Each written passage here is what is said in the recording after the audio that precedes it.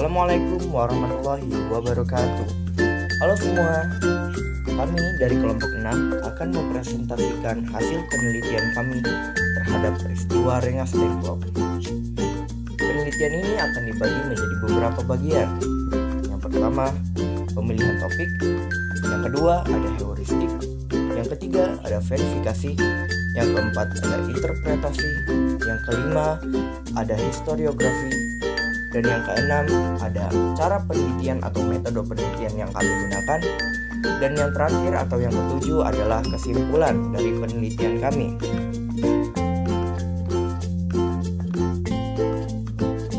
Sebelumnya, perkenalkan, nama saya Fairi Alfarisi Zulkarnain, dan saya akan memperkenalkan anggota kelompok dari kelompok 6. Yang pertama ada Esa Dharma Faiza, yang kedua ada Ilmira Adwa, yang ketiga ada Bagas Satria, yang keempat ada Prabu Pradipta, dan yang kelima ada Pasha Denindra.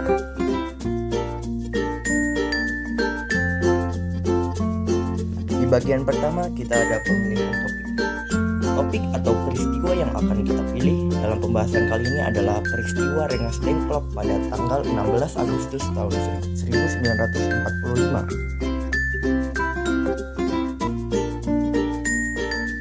Lalu selanjutnya ada heuristik. Nah, heuristik yang pertama kita ada dari kompas.com, yaitu peristiwa Rengas Dengklok terjadi akibat adanya perbedaan antara golongan tua dan golongan muda dalam menyikapi kekalahan Jepang dalam Perang Dunia Kedua. Pada dasarnya, perbedaan antara golongan tua dan golongan muda menjelang proklamasi kemerdekaan Indonesia terkait waktu yang tepat untuk melaksanakan proklamasi. Jepang menyerah tanpa syarat kepada sekutu pada tanggal 14 Agustus tahun 1945. Awalnya, hal ini coba dirahasiakan dari Indonesia, tetapi gagal dilakukan. Adapun orang yang pertama kali mendengar atau mengetahui berita kekalahan Jepang dalam Perang Dunia Kedua adalah Sultan Syahrir.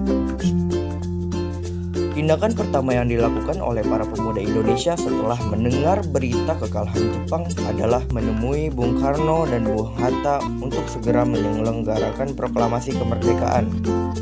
Golongan muda yang dipimpin oleh Khairul Saleh menginginkan Soekarno dan Muhammad Hatta untuk segera mengumumkan kemerdekaan Indonesia melalui proklamasi. Yang kedua ada dari detik.com. Pada 15 Agustus 1945, sekitar pukul setengah 10 malam, para pemuda yang dipimpin oleh Wikana dan Darwis mendatangi rumah Soekarno di Pegangsaan Timur nomor 56 Jakarta. Wikana dan Darwis memaksa Bung Karno untuk memproklamasikan kemerdekaan Indonesia. Mereka mendesak agar proklamasi malam ini bisa dilaksanakan paling lambat tanggal 16 Agustus 1945. Para pemuda sambil menimang-nimang senjata, Wikana berucap dan bernada ancaman. Suasana rumah Bung Karno pun tegang. Ketegangan di rumah Soekarno tersebut disaksikan juga oleh Muhammad Hatta, Dr. Buntaran, H.M. Subarjo, dan Iwa Kusuma Sumantri. Namun, para pemuda gagal memaksa Soekarno dan golongan tua pada saat itu. Pada malam tanggal 15 Agustus, sekitar pukul 12 malam, para pemuda mengadakan pertemuan di Jalan Cikini nomor 71 Jakarta. Para pemuda yang hadir ada Sukarni, Wikana, Yusuf Kunto, Khairul Soleh, dan Sodanko Singgi. Mereka sepakat untuk membawa Soekarno dan Muhammad Hatta ke Rengas Dengklok.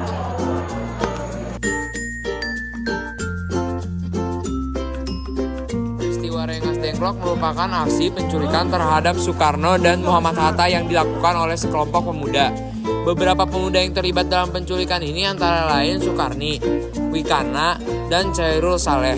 Mereka merupakan anggota dari perkumpulan Menteng 31. Jiwa kepahlawanan mereka tergerak setelah berdiskusi dengan Ibrahim Gelar Datuk Tan Malaka yang bergabung dalam gerakan bawah tanah.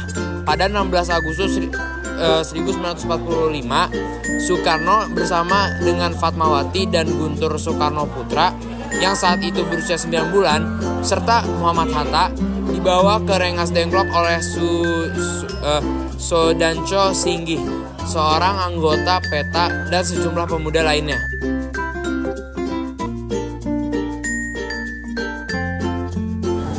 Peristiwa Rengas Dengklok menjadi bagian tak terpisahkan dalam perjuangan menjelang kemerdekaan Republik Indonesia pada 17 Agustus 1945. Peristiwa Rengas Dengklok terjadi pada 16 Agustus 1945, merupakan aksi penculikan terhadap Soekarno dan Muhammad Hatta yang diamankan di daerah Rengas Dengklok oleh golongan muda yang mendesak keduanya untuk segera menyatakan kemerdekaan Indonesia. Peristiwa Rengas Dengklok sendiri sangat berkaitan erat dengan kemerdekaan Indonesia. Diawali dari Kekaisaran Jepang yang menjanjikan kemerdekaan kepada Indonesia pada 14 Agustus 1945, Jepang menyerah tanpa syarat kepada sekutu. Berita penyerahan diri Jepang ini sampai ke telinga para pemuda nasionalis Indonesia yang mendengarkannya lewat siaran radio bawah tanah. Salah satu tokoh pemuda bernama Jahrir meneruskan berita kekalahan Jepang kepada Soekarno dan Hatta. Peristiwa ini membangkitkan asa para pemuda di Indonesia untuk meminta Soekarno mengumumkan kemerdekaan secepat mungkin. Proklamasi Kemerdekaan Republik Indonesia rencananya akan dibacakan oleh Bung Karno dan Bung Hatta pada hari Jumat 17 Agustus 1945. Ada dua lokasi pilihan untuk pembacaan teks proklamasi, yaitu Lapangan Ikada yang sekarang telah menjadi Lapangan Monas atau Rumah Bung Karno di Jalan Penggagasan Timur nomor 56. Rumah Bung Karno akhirnya dipilih untuk menghadiri kericuhan antara penduduk dan tentara Jepang karena tentara-tentara Jepang sudah berjaga-jaga di Lapangan Ikada setelah mendapat informasi ada sebuah acara yang akan diselenggarakan di lokasi tersebut. Teks proklamasi disusun di Rengas Dengklok di rumah Jukisong. Bendera merah putih sudah dikibarkan para pejuang di Rengas Dengklok pada Kamis tanggal 16 Agustus sebagai persiapan untuk proklamasi kemerdekaan Indonesia.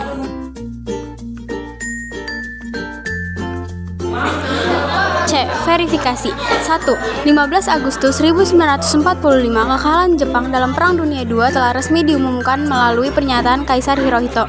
Berita ini sampai ke para pemuda di Indonesia yang segera mendesak agar kemerdekaan diproklamasikan secepatnya, tanpa menunggu persetujuan atau bantuan dari Jepang.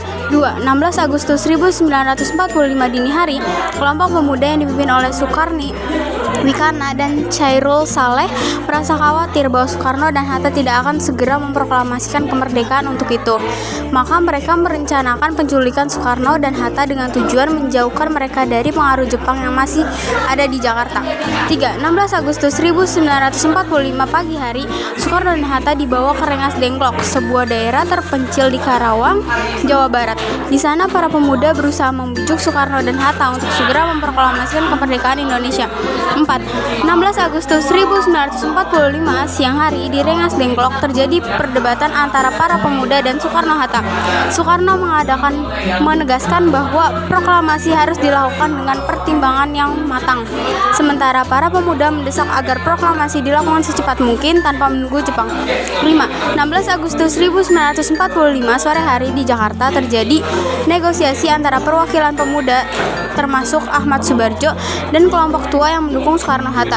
Setelah mencapai kesepakatan, Ahmad Subarjo berjanji bahwa proklamasi kemerdekaan akan dilakukan pada 17 Agustus 1945.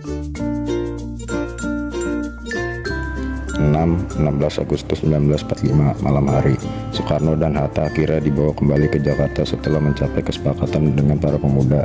Mereka kembali ke rumah Laksamana Maeda tempat perumusan teks proklamasi dilakukan. 17 Agustus 1945 dini hari, di rumah Laksamana Maeda teks proklamasi kemerdekaan dirumuskan oleh Soekarno, Hatta, dan Ahmad Subarjo.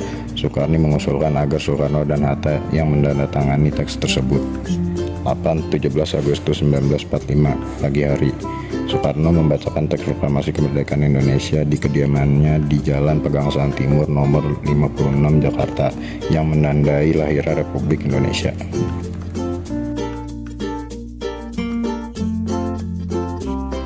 Interpretasi peristiwa ini akhirnya mendorong Soekarno dan Hatta untuk merundingkan dan memutuskan bahwa kemerdekaan Indonesia harus segera diproklamasikan. Setelah terjadi kesepakatan antara golongan tua dan muda, Soekarno dan Hatta kembali ke Jakarta pada malam hari tanggal 16 Agustus 1945. Esok harinya pada tanggal 17 Agustus 1945, proklamasi kemerdekaan Indonesia diumumkan. Peristiwa Rengas Dengklok menjadi simbol penting dari peran golongan muda dalam mempercepat proklamasi kemerdekaan Indonesia. dan menandai kolaborasi antara generasi tua dan muda dalam perjuangan kemerdekaan.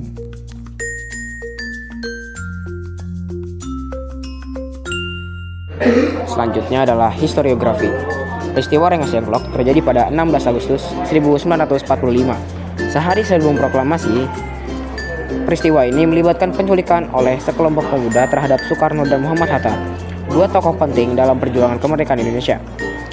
Latar belakang peristiwa ini adalah ketegangan antara golongan muda dan golongan tua dalam mempersiapkan proklamasi kemerdekaan.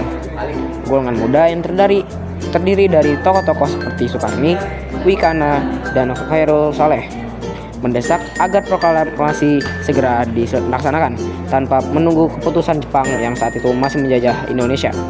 Sementara itu, golongan tua yang dipimpin oleh Soekarno dan Hatta lebih memilih untuk menunggu kepastian dari Jepang terlebih dahulu. Karena khawatir Soekarno dan Hatta akan terpengaruh oleh Jepang, golongan muda memutuskan untuk membawa kedua tokoh ini ke Rengas Dengklok, sebuah kota kecil di Karawang, Jawa Barat. Di sana mereka mencoba meyakinkan Soekarno dan Hatta untuk segera memproklamasikan kemerdekaan.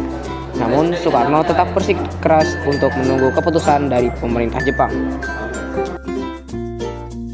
Setelah melalui negosiasi yang intens antara golongan muda dan tua, Soekarno dan Hatta akhirnya dibawa kembali ke Jakarta pada sore hari. Pada malam harinya mereka mengadakan pertemuan di rumah Laksamana Maeda yang kemudian menghasilkan naskah proklamasi kemerdekaan. Esok harinya, pada 17 Agustus 1945, proklamasi kemerdekaan Indonesia dibacakan oleh Soekarno di Jalan Pegangsaan Timur nomor 56, Jakarta. Peristiwa Rengas Dengklok menjadi salah satu momen penting dalam sejarah perjuangan kemerdekaan Indonesia karena menunjukkan tekad kuat daripada pemuda untuk segera memerdekakan bangsa dari penjajah. Selanjutnya adalah cara berpikir atau meneliti sejarah. Cara yang kami gunakan pada penelitian adalah diakronis, karena kami menyajikan penelitian dengan berfokuskan pada waktu daripada ruang, seperti contohnya pada halaman verifikasi. Dan yang terakhir adalah kesimpulan. Peristiwa Rengas Dengklok menunjukkan pentingnya tekad dan semangat golongan muda dalam mendorong percepatan proklamasi kemerdekaan.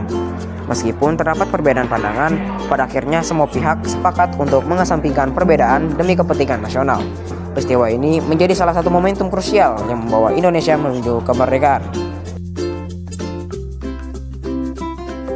Sekian presentasi dari kami. Terima kasih atas perhatiannya dan semoga bermanfaat bagi kita semua. Terima kasih. Wassalamualaikum warahmatullahi wabarakatuh.